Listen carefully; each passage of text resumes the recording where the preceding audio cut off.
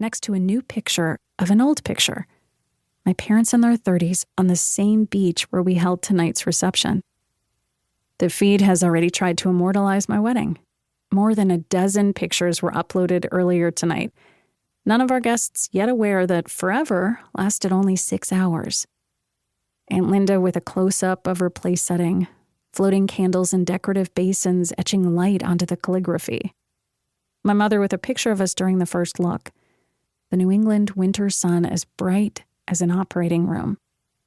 Bex with an overly filtered image of herself and her husband, Greg, and a variation of the caption I've seen so many times before.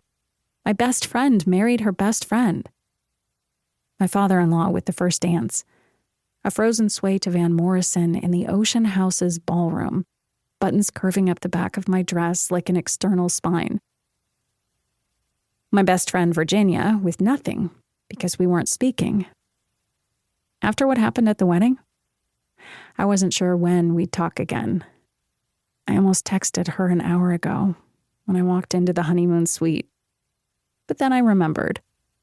The spontaneous amnesia is similar to waking up in a new place disoriented, the contours of the unfamiliar room swimming to remind me I'm no longer home.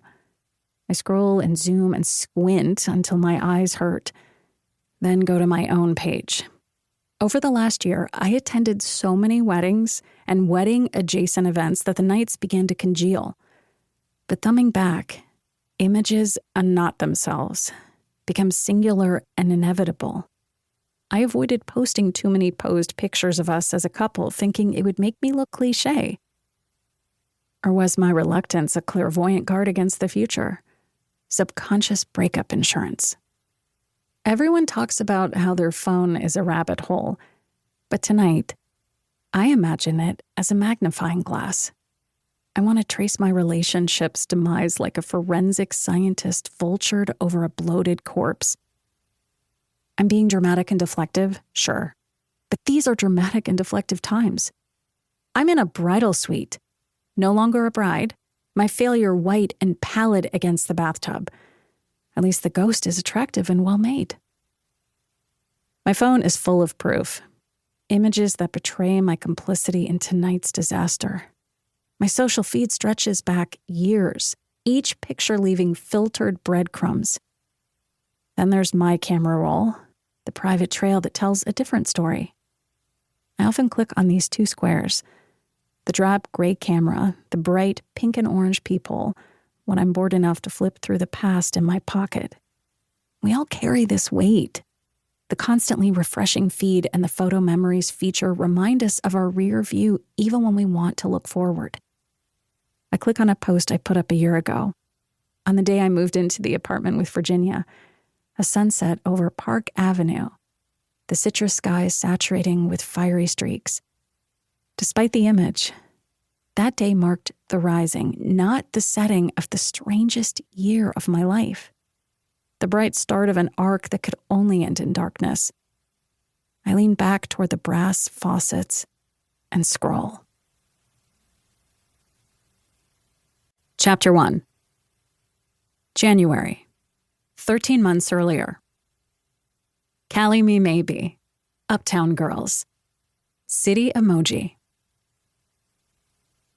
I moved into 1100 Park Avenue on a rainy Thursday. Yellow caps sluicing curves of water onto the sidewalk like a screen grab from a film set in the big city, still gleaming through a spew of liquid shit. On this stretch of the Upper East Side, even the sewers looked like they'd require a guarantor. Virginia was on her phone. Mimi, who had finally convinced me to stop calling her Mrs. Murphy, was holding a box of croissants from what she claimed was the best bakery in Manhattan, expertise earned from her glory days in her 20s when she rented a place a few blocks from this 3-bedroom apartment she now owned, both of which were only an hour from her primary residence in Connecticut, where the taxes were lower, square footage was higher, and you didn't have to launch a political campaign to get your kid into preschool. She'd explained this to me so many times that I almost said, "The lady doth protest." I refrained, not because she would have been offended, but because it would have prompted a long anecdote I'd already heard about the time she visited Shakespeare's grave as a study of...